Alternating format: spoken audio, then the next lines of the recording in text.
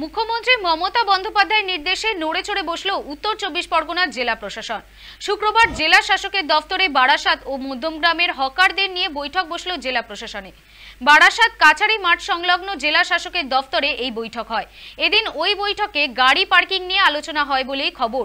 উপস্থিত ছিলেন বারাসাত পুরসভার চেয়ারম্যান অশ্বনী মুখার্জি ও মধ্যমগ্রাম পুরসভার chairman Nimai Ghosh. SP, additional SP, SDO এবং আইসিরা ছিলেন বারাসাত মধ্যমগ্রামে। ওই একটা কথা হলো এবং ভিডিও ফটোগ্রাফি করা হবে যেখানে যেখানে হকাররা আছে আর যেখানে যেখানে পার্কিং এর সমস্যা আছে সেই সব জায়গাগুলো নিয়ে অতি দ্রুত এর সমাধানের চেষ্টা করতে হবে, যেটা বারবার মুখ্যমন্ত্রী অ্যাপিল করছেন, বারবার মিটিং করছেন। সেই ব্যাপারে মিটিং ছিল। অলরেডি আমরা মাইকিং করা চালু করে 11টা-12টা জায়গায় হকারদের জায়গা আমরা আইডেন্টিফাই করেছি, সেই জায়গায় মাইকিং চলছে। আগামীকালও হবে। আর আগামী বৃহস্পতিবার আমরা ব্রিজের তলায় আমরা মার্কিং করে রাস্তাটা আমরা দেখিয়ে দেবো।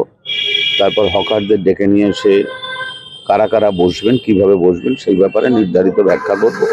এসডিও সাহেব থাকবেন। অত্যন্ত দ্রুততার সাথে এই কাজটা আমরা সম্পন্ন করব। আমাদের রাস্তাঘাট যে ফুটপাত দখল আছে সেই দখল মুক্ত করবার জন্য প্রশাসন জয়েন্ট ইন্সপেকশন হবে পৌরসভার সাথে।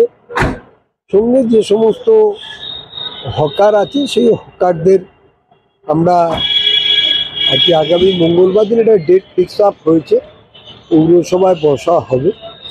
হকারদের সাথে তাদের আলোচনা করে ফুটপাত মুক্ত করবার জন্য আবেদন করা হবে। পাশের জায়গা যেগুলো বাড়তি দোকানদাররা ফুটপাতের উপরে চলে এসছে আমরা সেটাও মাইকিং করব।